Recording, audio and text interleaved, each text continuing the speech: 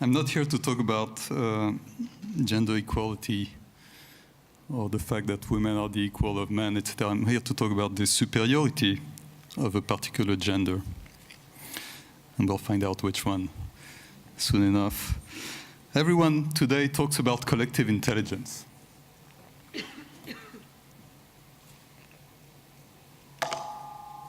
So, artificial intelligence is the talk of the town. It invades our cars, our homes, our phones, our office computers. At the same time, there is huge progress in neurosciences, understanding the brain, learning, memory, all kinds of cognitive biases. And all of this floods the media, the culture, and becomes so popular that it also invades the educational field. You can see in France, for example, pedagogy being impacted by the new learnings on brain sciences. So despite the howling winds of craziness that are circling the world today in all kinds of ways, it's clear that this new century is going to be defined by intelligence. Not only by women, by intelligence. And advertisers know it. Advertisers have spotted the trend. Everything has to be smart, right? You have smart cities, smartphones, smart, thermostats in our homes. Even I found smart detergent, right? I found that quite funny. But in addition to minds and machines, there is a third source of intelligence that is not being exploited and is not being hyped, which is the intelligence of our collective. We humans today are 7.7 billion. And we are increasingly connected by all kinds of technology. Social networks, emails, machine translation, etc. Our collective intelligence potential has never been so high as it is today. Moreover, you don't realize it, but the brain you have in your skull is capable, it has more computing power than 30 state-of-the-art Chinese supercomputers in terms of the number of mathematical operations per second it can do. The reason for that is that it does it all in parallel, whereas the supercomputer has to do it sequentially. 30 state-of-the-art supercomputers, that's also 500,000 game consoles, or 300,000 smartphones in terms of computing power in your skull. Right? So by this standard alone, all the cumulative power of all the computers in the world today are not even worth 1,000 human brains. And there's going to be 8 billion of them pretty soon. Right? So a great theologist, Teilhard de Chardin, used to say, nothing in the universe can resist a large enough number of minds grouped together and properly organized. When you put side by side the huge amount of computing power that the humanity has in their skull, together with the digital technology that allows all these brains to collaborate at a level never before possible, then you have to realize that we are entering a new era of intelligence, which I call the supercollective era, where our minds, properly organized and grouped together, are going to be able to shake the universe. But let's get back to Earth a little bit. Collective intelligence is based on two principles which are perfectly illustrated by these two interesting buildings. One of them built by termites with tiny brains, but huge in numbers, right? 1 million of these insects together can build this interesting cathedral of mud. The other one is built by a single individual brain. I mean, not built, but conceived by a single individual brain in Barcelona, the genius Gaudi. So what this illustrates is that, first of all, there is strength in numbers. Right? You take tiny individual brains of 200,000 neurons each. You multiply that by 1,000 of these individuals, or 1 million of these individuals, and you get a very interesting, moving building, almost innovative. In fact, it's very innovative. Usually they look like boring Trump towers or something, right? This one is more interesting. At the same time, with a single human brain, which have as many neurons as in the termite colony, if you make the computation, so half as many neurons, but better organized, are able to conceive the cathedral, which is much better than the termite mind. So strength in numbers, yes, but organization matters also a whole lot. So what do we know about the organization of collective intelligence? Well, before you study a phenomenon, you have to be able to measure it, right? So the psychology became a science when we started measuring IQ. So we could measure intelligence, the intellectual quotient about a century ago. And that's how psychology started as a science. So today, collective intelligence has started as a science not even a decade ago, in 2010, when people started measuring, they had the weird idea of measuring the intelligence of a group. So they took groups, it was done at MIT and Carnegie Mellon. They took groups and they measured, they had the group go through IQ tests, and then they measured the IQ of the group. And what they found was really interesting. They found that the IQ of the group exists. It's as tangible and measurable as the IQ of an individual brain. But also, even more interestingly, it was not entirely determined by the IQs in the group. It's not because you had smart people in the group, or because you had one super smart person in the group, perhaps the person with the right diploma, that the group was smart. It depended on something else, and they were surprised, very surprised to find that what mattered the most was the proportion of women in the group, right? So you probably have heard this already, but it's a huge finding in a way. But it's more interesting than just women. But first, look at the data, which is kind of cruel in its way. You see the percentage of women on the horizontal axis and the IQ of the group on the vertical axis. And what you see here is that if you have groups that are predominantly male, they tend to be below average in terms of IQ. Whereas groups predominantly women tend to be above average in terms of IQ. Right? So it's not all groups, it's statistical, etc., but the trend is very clear. Okay? Now, how do we explain this mystery? The group of researchers was mixed, by the way, gender mixed, But they were still very surprised, collectively, right? And the way they explain it, when they dig into the data, they found that, in fact, the groups that were the smartest were the ones that distributed more equally the speaking time. And in fact, there's no point being in a group if only one person is going to speak or monopolize the conversation, usually a guy, right?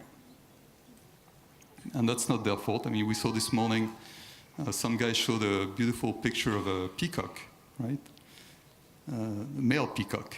Obviously, female peacock don't have to do that, right? So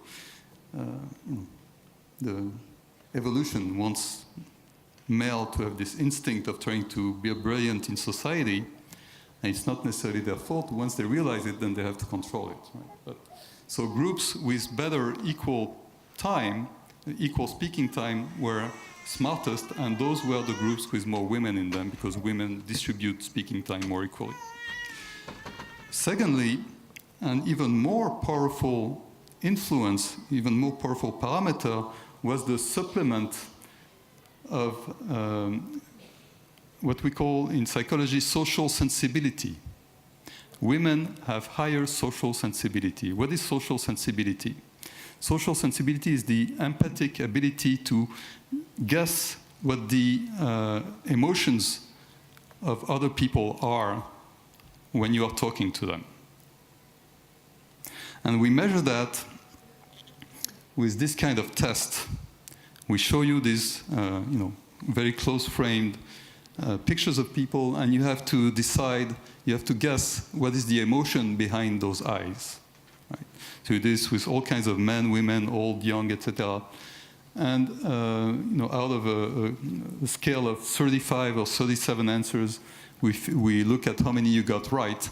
This one is distrustful, I believe.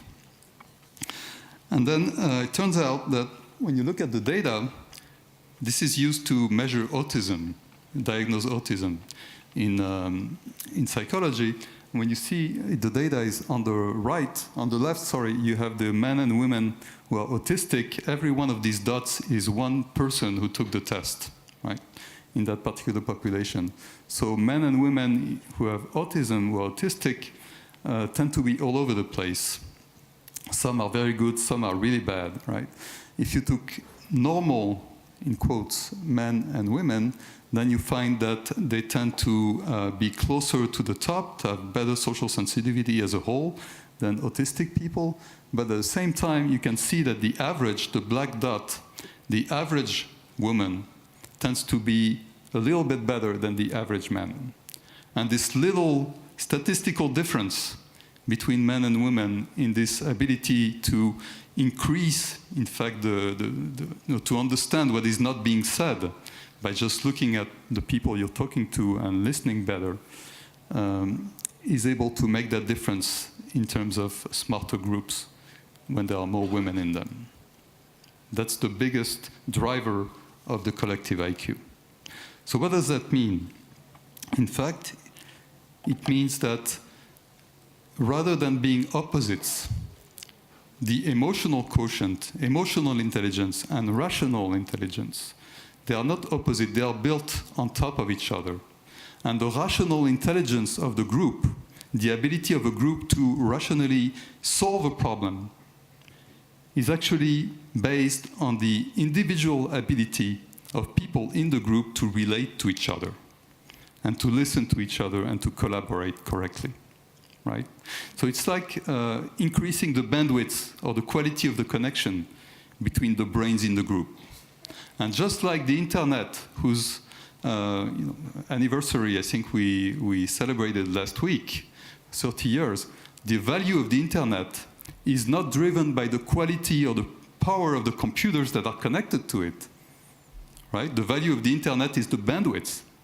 It's the 5G instead of the 4G and the 4G instead of the 3G, right? And if you don't have your little bands, your little bars on your computer, on your phone, then your phone is worthless, essentially, right? So it's the same thing in a group. It's the bandwidth between people that makes the group smart.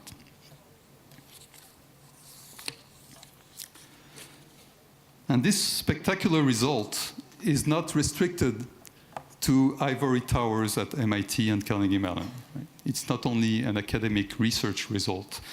It actually shines a very bright light on other phenomena that have been observed in the real world, in the real economy, one of which has been monitored by the Schema Business School in Paris with their Observatory for the Feminization of Business.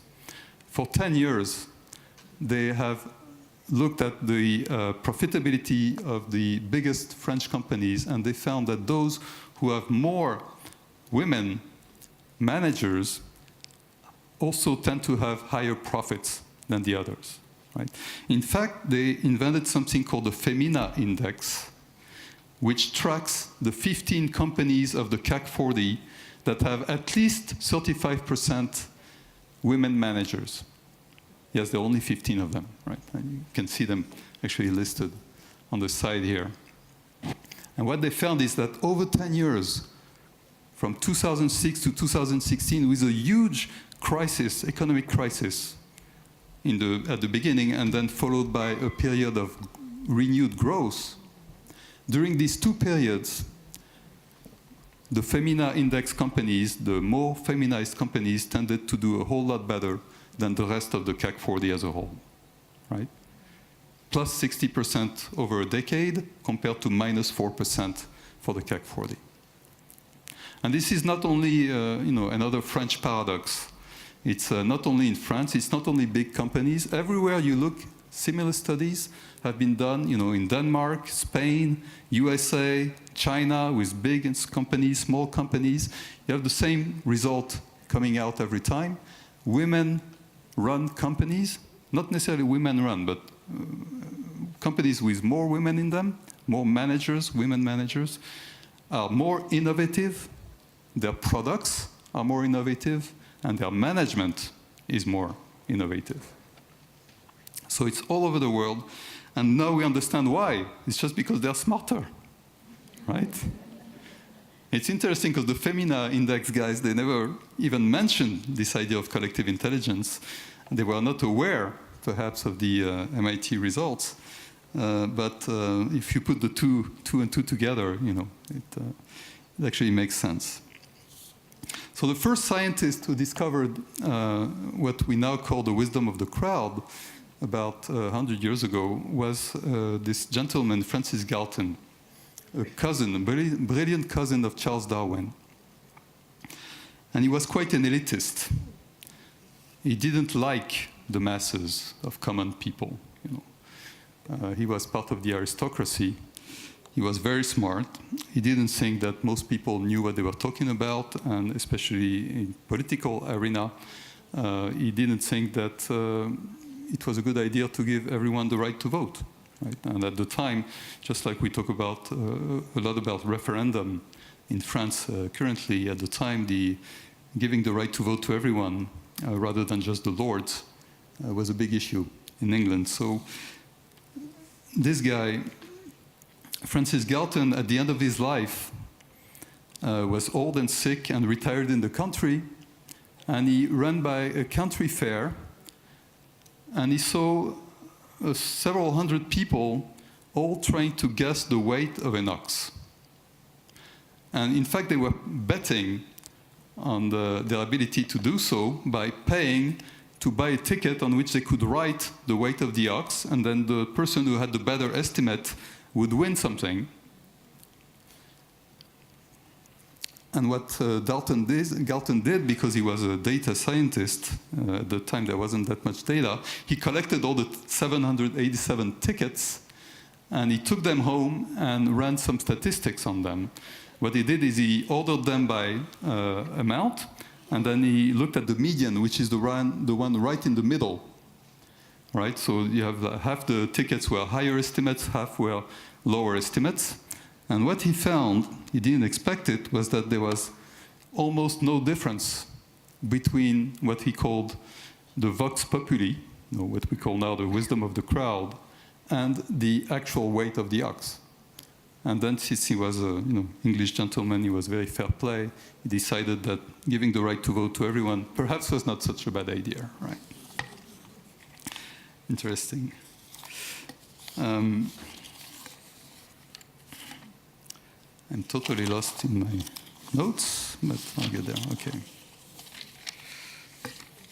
And that's because I'm almost at the end.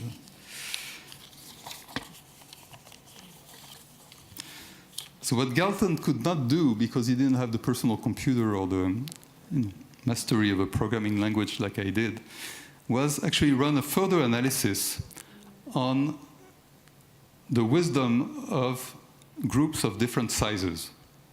So what Galton had done is look at the average estimate, which is about 4.5% mistaken compared to the actual weight of the ox. And then he looked at the the average of the estimates, which was almost perfectly right and had almost zero error all the way at the end of the graph there on the right. In the middle, I was able to recompute the error by groups of all kinds of sizes, any 2 individuals, any 3 individuals, any 4 individuals, 10 individuals, etc., and look at the error. And what you can see here are the 3 principles of the wisdom of crowds. So the first is that the average of the estimates is much better than the average estimate. Okay? The whole crowd is smarter than the average individual in the crowd. Secondly, larger groups are smarter. The error diminishes as you increase the size of the group. The more people there are, the smarter the crowd is. Okay? And thirdly, the way that the error diminishes is very interesting. It's called diminishing returns. So it sounds a little bit disappointing, right? Diminishing returns, right? You don't like that in business usually. But what it means is actually very encouraging. It means that the first person you go to ask for advice, to complement your own thinking, already gives you the maximum amount of benefit immediately, right? And then you go to a second person to do that, then you get still more improvement, a little bit less, etc. Here you can see that 10 people diminish the error by 3. And then if you take 100 people, you diminish again the error by 3, right? So that's a really hopeful thing, right? So we'll conclude pretty quickly. What it turns out, I want to show that there is a mathematical foundation to this. So I'm not asking you to read the equation. I know my editor said, don't put the equation in the book. I said, yes, we must put the equation because it's important to show that it's a mathematical truth. It's not just wishful thinking. What that mathematical truth means, I'm not asking you to verify it right now, but I'm telling you what it is that the error of a group, or you might call it the performance of the group, is a function of both the individual ability of people in the group, right? Plus the diversity of the opinions in the group. The more people think differently in the group, the more diverse their estimates are, for example, and the more likely it is that the error is going to be smaller, reduced. And that's a mathematical thing, right? So you can play, in fact, there are many examples of that in different fields, but you can usually replace expertise by diversity. You can replace, for example, if you want to make an estimate of the outcome of a trial where people are going to be awarded money if they win the trial, you can have very expert lawyers trying to do such a prediction, or you can replace a very experienced lawyer by 14 law students in school who have no experience, but they have very divergent thinking, very different thinking. Now, but the same thing applies for the expert. If the expert finds that he can diminish his ego enough to ask a colleague what he thinks, and then do the average of his opinion with somebody else's opinion, then he's also going to improve his performance. And now it takes 42 law students to have the same performance as 2 experienced lawyers together, right? But you can always exchange expertise with diversity. And today, with the technology, digital technology, it's rather easy, usually, to find a very large crowd to think about the problem that you want to submit to them, rather than going to McKinsey and asking for, a single expert advice that's very expensive. So depending on your resources and what you want to do, you can do one or the other, right? So I'm going to shift very quickly on this attorney thing. The important thing is that you can use that same wisdom of crowd to considerably improve, for example, the quality of geopolitical forecasts that are done by intelligence agencies in the US. In a 4-year experiment, we found that amateurs who are paid nothing, $200 a year, to answer all these questions from the CIA were able to do up to 30% better than the analyst experts, very well paid at Langley, by combining their different views of the world. rather than relying on a single expert view of the world. So we know that crowds are supposed to be stupid. You know, there are lots of interesting philosophers who have told us so. Crowds tend to make people stupid. They're always inferior to the individual. But there is a recipe to collective intelligence. And this is the recipe. If you follow it, you generate smartness. If you don't, you create folly and stupidity and fake consensus. So the recipe is here. First of all, go on the field to gather specialized knowledge. That's called decentralization. That creates a lot of diversity of points of views, which you must cultivate. It's very important to cultivate diverse opinions. And finally, there's no point having all these diverse opinions if the process of the group doesn't encourage people to actually say what they have on their mind independently, right? So if they are pressured to conform, then they might think something and tell you something else, then you lose the advantage of having all this diversity in the group, right? So it's very important to put together independent thought processes. And then finally, some objective way of aggregating this through a vote, an equation, algorithm. What we particularly like in my company is having people bet against each other, because when you bet against each other, you have to disagree.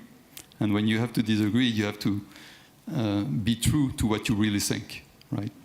You're never going to bet on something you don't really believe, right? So that's a good way to do so. So to those who distrust the masses, we can confidently point out that the enemy of intelligence is not quantity, it's not number of people, it's conformity. And to the philosopher immersed in splendid, solitary thought, we can maliciously suggest that perhaps the best friend of wisdom is not isolation, but diversity.